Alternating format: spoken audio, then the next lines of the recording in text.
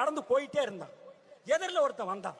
எங்கப்பா போறேன்னா, எதிரில் வந்தவன் எங்கப்பா போறேன்னு கேட்டா இவன் சொன்ன நான் சினிமாவில் சேர போறேன்னா. அப்ப நீ என்ன சந்திக்காம சினிமாவில் சேரவே முடியாதேன்னா. அப்படி யாருப்பா நீன்னா, நான் தான் அவமானம்னா. என்ன அவமானம்? ஆமாமா, இன்னைக்கு முன்னுக்கு வந்து அத்தனை பேர் என்ன ஒரு தடவையாவது சந்திச்சுட்டு தான் வந்திருக்கணும் அப்படின்னா. நீ எங்க போனாலும் உன்னை பின்தொடர்ந்தே வருவேன், நான் டச் பண்ணுவேன், நீ அட்ஜஸ்ட் பண்ணிக்கணும். இன்னும் கொஞ்ச தூரம் போனா இன்னொருத்த எதிரில் வந்தா, எங்கப்பா போறேன்னா, நான் சினிமாவில் நடிக்கணும்னா. அடடே பாப்பா, உனக்கு நான் சான்ஸ் வாங்கி தரேன்னா. நீ யாருன்னா, நான் அதிர்ஷ்டம்னா.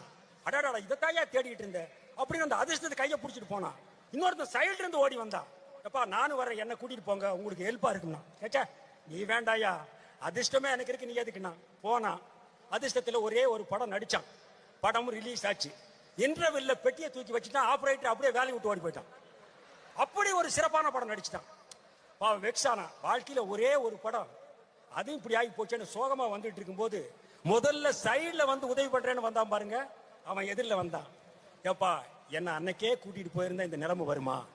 ஆமாப்பா, நீ யாருன்னா, நான் தான் திறமைன்னா. சினிமாவில் உள்ள நுழையிறதுக்கு அதிர்ஷ்டம் வேணும், அங்க நிரந்தரமா இருக்கிறதுக்குன்னா திறமை வேணும். இப்ப இங்க நிறைய பேர் இருக்காங்கன்னா அந்த திறமையை வச்சுதான் இருக்கிறாங்க. அதோட திறமையோட கொஞ்சம் பொறுமையே இருந்தா வறுமையே நம்ம வாழ்க்கையில வராது. நிரந்தரமா அங்கேயே ஸ்டாண்டிங்கா இருக்கலாம்.